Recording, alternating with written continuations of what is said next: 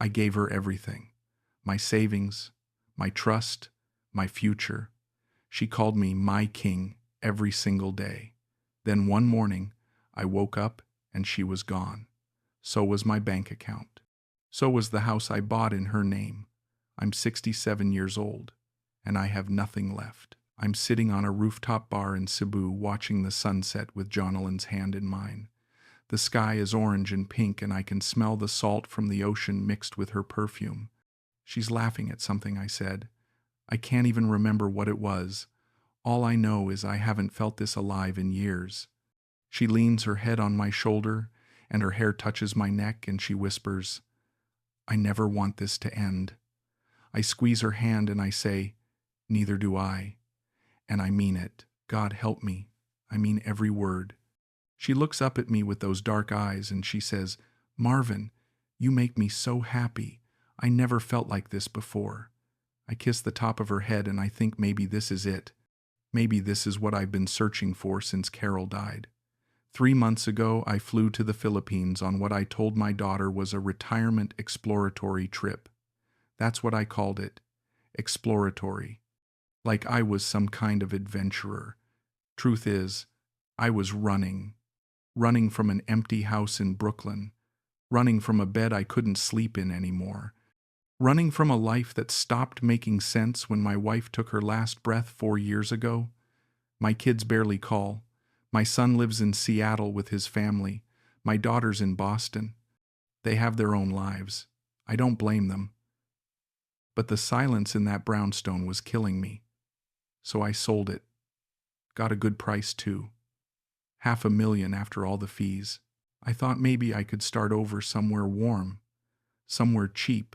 Somewhere I wouldn't feel so damn alone. I met Jonalyn at the hotel pool.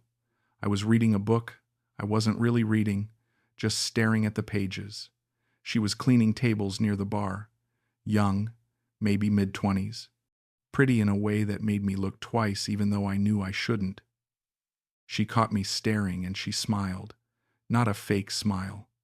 A real one. I got embarrassed and I looked down at my book. Then I heard her voice. Excuse me, sir. You need anything? Water? Towel? I looked up and I said, no, thank you. I'm fine. But then I thought, what the hell? I said, actually, do you know where I can get the best lechon around here? She lit up. Oh, yes. I know the best place. You like Filipino food? I said, I've never tried it. She said, then you must try. I can show you if you want. I finish work at 6. I should have said no. I should have thanked her and gone back to my book, but I didn't. I said, that would be great. And just like that, everything changed. That was 3 months ago. Now we're sitting here, and she's telling me about her family. Her voice gets soft when she talks about them. My father, he used to work construction, but his back is very bad now. My mother, she clean houses, but she is getting old. My brother, he is only 19.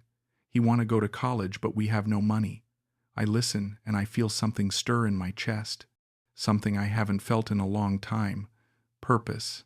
She looks at me and she says, I tell you this because I want you to know me. The real me. Not just the girl who cleaned tables. I say, I want to know everything about you. And I do. I want to know why her eyes get sad when she talks about her childhood. I want to know why she laughs so hard at my terrible jokes. I want to know if this feeling I have is real, or if I'm just a lonely old man playing pretend. She squeezes my hand and she says, you are different, Marvin. Most men, they just want one thing. But you see me. I want to believe her. I need to believe her. She leans in and she kisses me, soft, gentle. When she pulls back, she says, I think I am falling in love with you. My heart stops. I say, really? She nods. Really. I say, I think I'm falling in love with you too. And in that moment, with the sunset behind us and her hand in mine, I believe it. I believe all of it. 2 weeks later, I'm standing on a quiet beach at sunrise. The sand is cool under my feet. Jonalyn is next to me wearing a simple white dress. I don't have a ring yet, just a promise. I get down on one knee and I say, Jonalyn, I know we haven't known each other long, but I know how I feel. I want to spend the rest of my life with you. Will you marry me? She covers her mouth with both hands. Tears roll down her cheeks. She nods and she says, yes, yes, Marvin, yes. I stand up and I pull her into my arms and she holds me like I'm the last man on earth. I feel like a kid again, like I'm 25 and the whole world is ahead of me. We stay there for a long time, just holding each other. She whispers, I will make you so happy, I promise. I say, you already do. That afternoon we drive to her parents' house. It's in a neighborhood I wouldn't have gone to alone. Narrow streets, small concrete houses with metal roofs, dogs running loose, kids playing in the dirt. She holds my hand the whole drive. Don't be nervous, she says. They will love you. I say, I hope so. When we pull up, her family is waiting outside. Her father is a small man with rough hands and a tired face. Her mother is round and soft, and she's already crying before we even get out of the car. Jonalyn introduces me. Mama, Papa, this is Marvin. He asked me to marry him. I say yes. Her mother hugs me so tight I can barely breathe. Her father shakes my hand. He doesn't speak much English, but he nods, and he says something in Tagalog. Jonalyn translates. He says, you are welcome in our family. He says, thank you for loving our daughter. I say, thank you for raising such a wonderful woman. Jonalyn translates, and her mother starts crying harder. We go inside. The house is small, maybe 3 rooms total. There's a table with plastic chairs and a small TV in the corner. Her brother is there too, quiet, watching me. We sit and they bring out food, rice, chicken, some kind of stew. I eat and I smile and I try to make conversation even though I can barely understand half of what they're saying. But it doesn't matter. I can feel their warmth, their gratitude. Jonalyn whispers, they say you are a blessing. You saved their daughter. I don't know what she means by saved, but I don't ask. That night we're back at the hotel. Jonalyn sits on the edge of the bed. She's quiet, too quiet. I say, what's wrong? She looks down at her hands. Marvin, I need to tell you something. My heart stops. I think she's going to say she changed her mind, that she can't marry me. I say, what is it? She takes a deep breath. My family, they are very poor.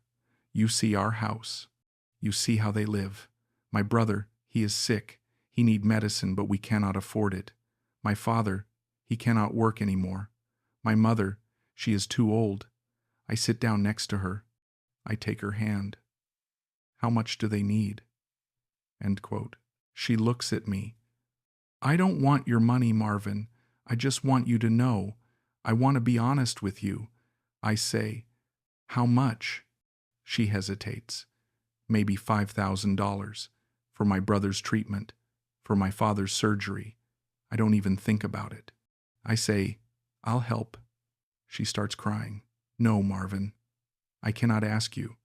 I cut her off. You're not asking. I'm offering. You're going to be my wife. Your family is my family now. She throws her arms around me. You are my angel. Marvin. My angel. I hold her and I think, maybe this is what I'm supposed to do with the rest of my life. Maybe this is why I came here, to be someone's angel. We got married at the city hall in Cebu 3 weeks later. No big ceremony, just us, 2 witnesses from the hotel, and a clerk who barely looked up from her paperwork. Jonalyn wore a white dress she bought at the market for $20. I wore the only suit I brought. The ceremony took 10 minutes.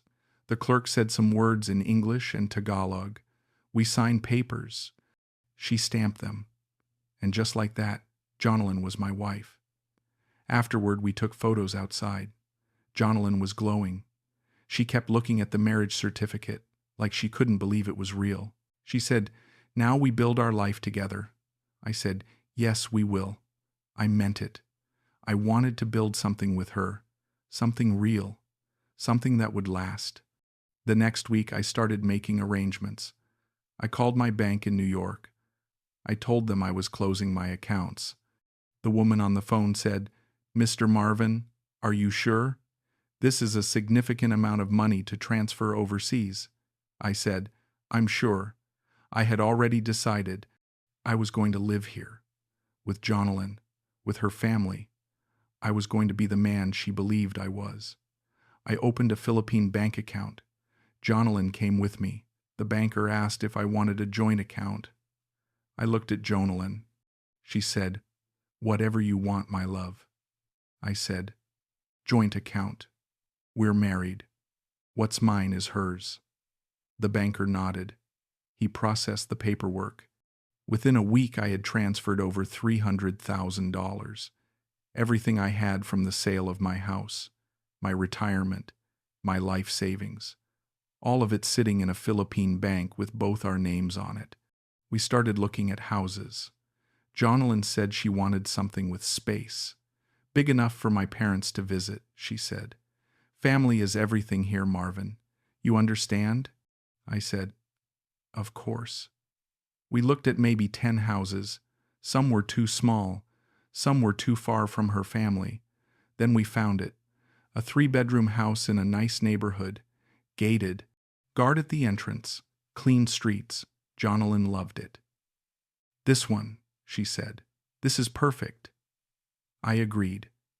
The realtor took us inside. It was beautiful. Tile floors. Big windows. A small yard. I could see us living here, growing old together. I said, "How much?" The realtor said, 4 million pesos. I did the math in my head. About $75,000. I said, "We'll take it." That's when the realtor pulled me aside. Jonalyn was in the other room, looking at the kitchen. He said quietly, "Sir, you understand the property laws here? Foreigners cannot own land in the Philippines." I said, "What does that mean?" He said, "It means the house must be in your wife's name. You can own the structure but not the land." I looked at Jonalyn through the doorway. She was smiling, running her hand along the counter. I said, "That's fine. She's my wife." The realtor nodded, but there was something in his eyes, something that made me hesitate for just a second. He said, "You're sure about this?" I nodded. "I'm sure, because I had to be. I had already come this far." We signed the papers 2 days later. Jonalyn's name went on the title. Mine didn't. The realtor explained it all again. I nodded like I understood. Jonalyn cried when I handed her the deed. "You gave me a home, Marvin. No one ever did that for me. No one." I said, "You're my wife." "Of course I did." She kissed me, long and deep. And in that moment I felt like I had done something good, something right. We moved in the next week. Her parents came to visit. Her brother, her cousins.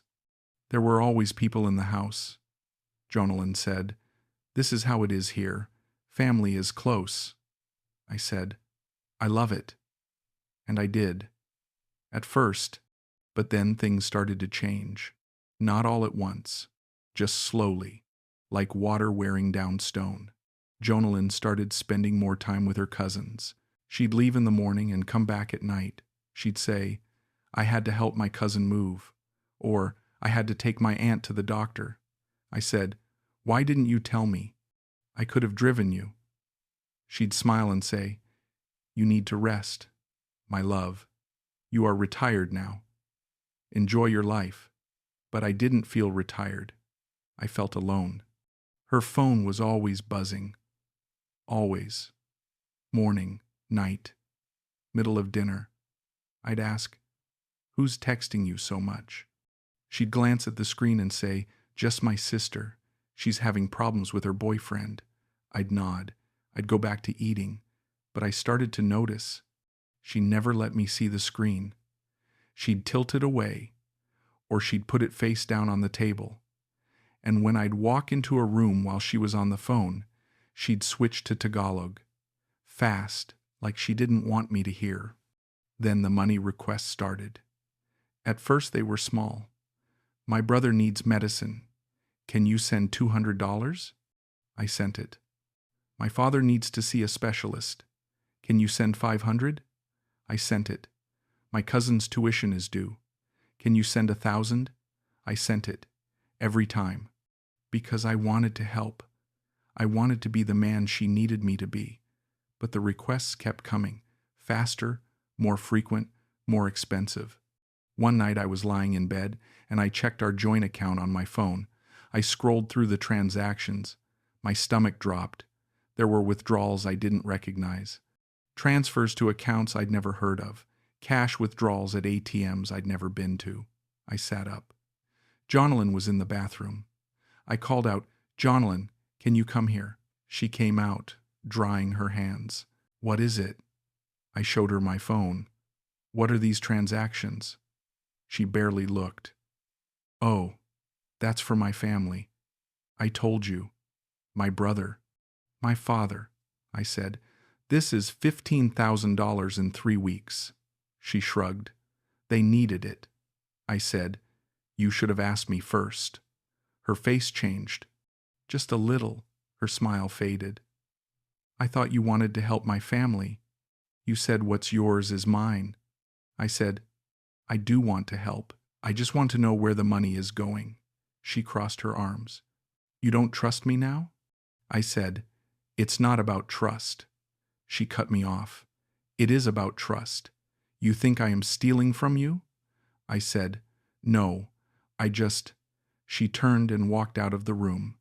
I sat there with my phone in my hand, feeling like I'd done something wrong, like I was the bad guy. Things got worse after that.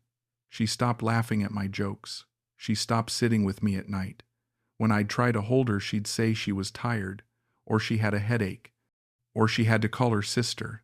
I started to feel like a stranger in my own house. Our house, her house. One night I woke up at 2 in the morning. The bed was empty. I got up and I walked through the house. The lights were off. I found her on the balcony. She was on the phone, whispering in Tagalog. I opened the door and she jumped. She turned and she said into the phone, "I have to go," and she hung up. I said, "Who was that?" She said, "My sister." I said, "At 2 in the morning?" She said, "She works late. Go back to sleep, Marvin." I stood there looking at her. Something in her eyes had changed, something cold, something distant. I said, "Are we okay?" She smiled, but it didn't reach her eyes. "Of course we are. Why would you ask that?" I didn't answer. I just went back to bed, but I couldn't sleep. I lay there staring at the ceiling, wondering what was happening to us. The next week she told me she was going to visit her mother. She said, "I'll be back tonight. Don't wait up." I said, "Do you want me to come with you?" She said, "No, you stay here. Rest." I watched her leave. I waited 10 minutes. Then I got in the car and I followed her. I don't know why. I just had to. I stayed far enough back that she wouldn't see me. She didn't go to her mother's house. She went to the city, to a cafe I'd never been to. She parked and she went inside. I parked across the street. I sat there feeling like a fool, like a paranoid old man. But I couldn't leave. I had to know. 10 minutes later, a guy walked into the cafe. Young, maybe 30. Tall, good-looking. He sat down at her table. She smiled at him. That same smile she used to give me. They talked. He touched her hand. She didn't pull away. They laughed. I watched them for 20 minutes. My hands were shaking. My chest was tight. When they got up to leave, he kissed her cheek. She let him. She didn't pull away. She didn't push him away. She just smiled and walked out. I drove home. I sat in the dark living room. I didn't turn on the lights. I just sat there. 2 hours later, she came home. She walked in and she saw me sitting there and she jumped. "Marvin, you scared me. Why are you sitting in the dark?" I said, How's your mom? She didn't miss a beat. She's good. She says hi. I nodded. That's good. She looked at me. Are you okay? I said, I'm fine. Just tired. She said, okay. I'm going to bed. She walked past me. I sat there for another hour. Then I pulled out my phone. I opened our bank account. I scrolled through the transactions again. This time I paid attention. Really paid attention. Over $40,000 was gone. Just gone. Transfers I didn't make. Cash withdrawals I didn't authorize. I felt sick. I wanted to wake her up. I wanted to scream. But I didn't. I just sat there staring at my phone, wondering how I'd been so stupid. I confronted her the next morning. I waited until she came into the kitchen. I was sitting at the table with my phone in front of me. I said, we need to talk. She poured herself coffee. About what? I said, about this. I showed her the bank statements. $40,000 is missing. She glanced at the screen. I told you. My family needed help. I said, and the guy you met yesterday? Did he need help too? Her face went pale, then it went hard. You followed me? I didn't answer. She said, you followed me? Like some kind of stalker? I said, who is he? She crossed her arms. You don't understand how it is here. Family needs help. That was my cousin. I said, your cousin kisses you like that? She stared at me. You don't trust me, I said. Give me a reason to. She slammed her coffee cup down. You think you own me because you bought me a house? Because you gave me money?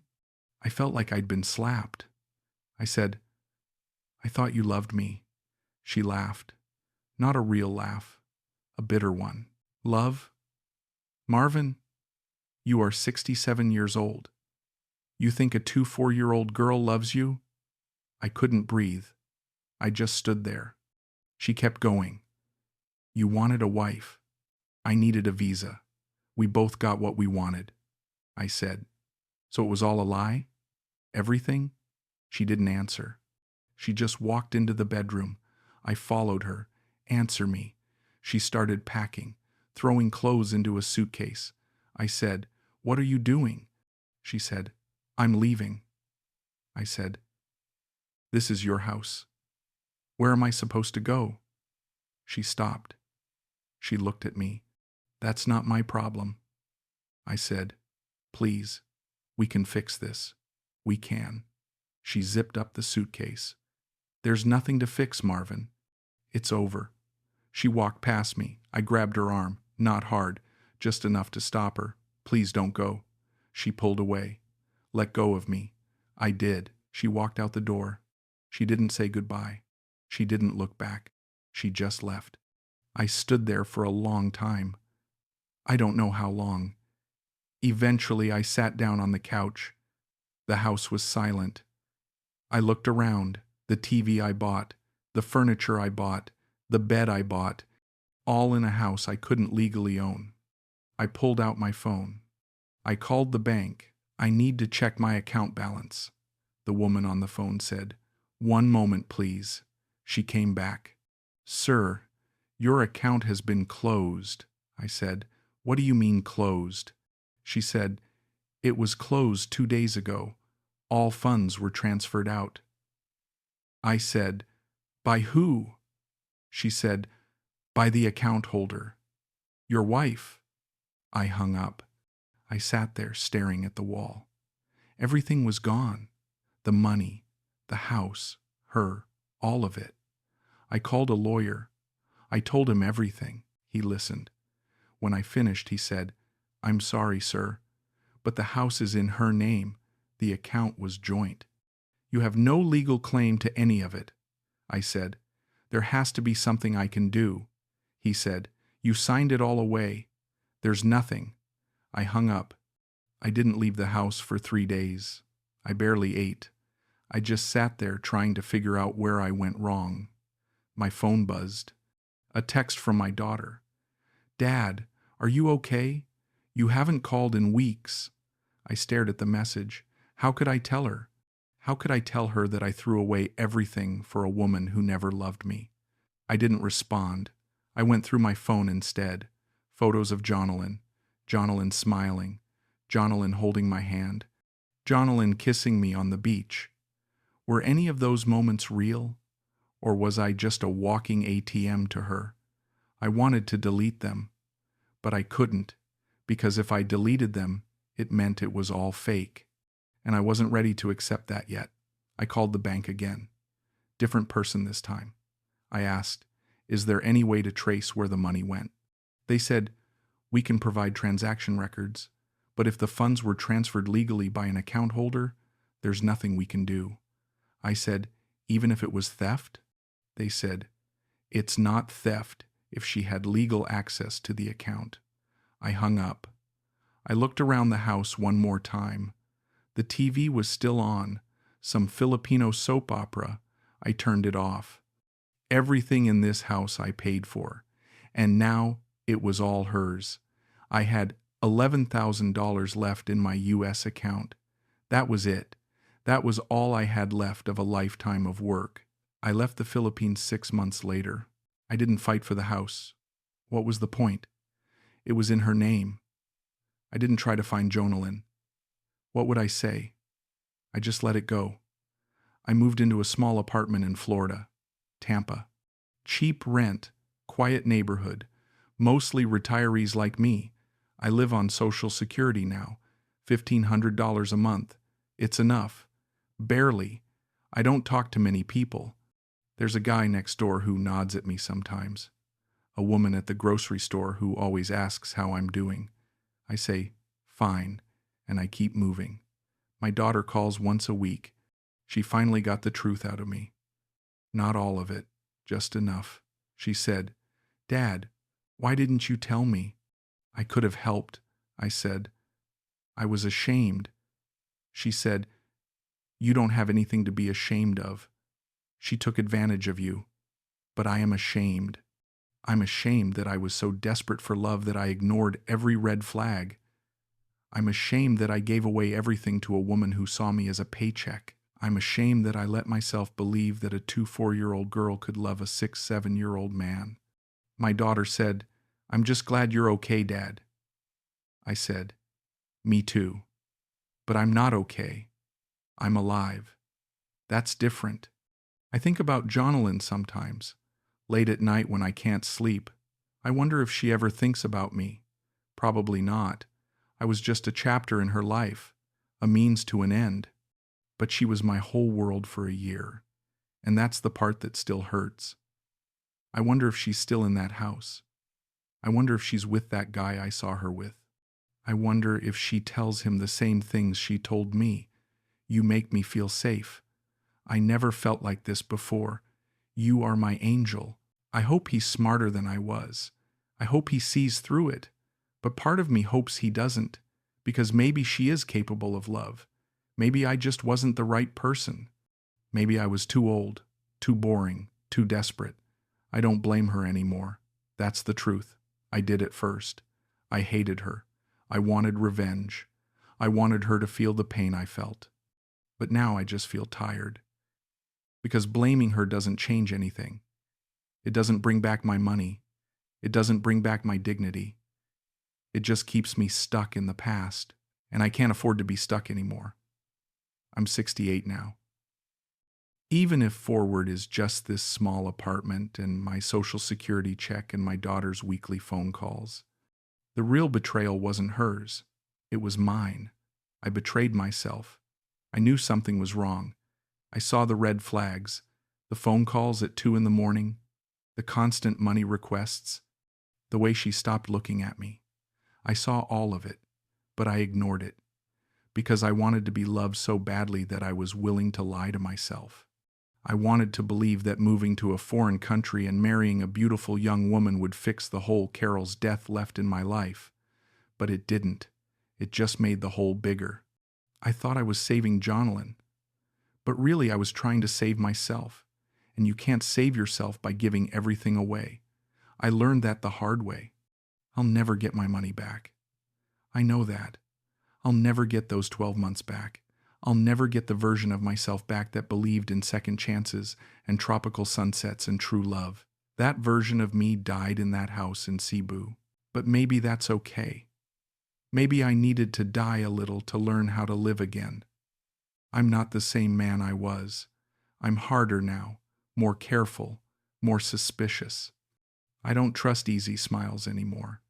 I don't believe in fairy tales. But I'm still here. I'm still breathing. I still wake up every morning. I still make my coffee, and I still watch the sun come up over the parking lot. And maybe that's enough. Maybe surviving is enough. I got my life back. What's left of it anyway? A small apartment, a few $1,000s in the bank, a daughter who calls, a neighbor who nods. It's not much, but it's mine. Really mine. Not built on lies or hopes or desperate loneliness. Just mine. Simple, quiet, real. And maybe that's enough. Maybe that has to be enough. Because I'm 68 years old and I'm tired of pretending. I'm tired of chasing something that doesn't exist. I'm tired of trying to be someone I'm not. I just want to be me, broken, foolish, alone, but still here, still trying, still learning. And if that's all I have left, then that's what I'll hold on to, because it's the truth. And as painful as it is, the truth is better than the lie I was living. It has to be.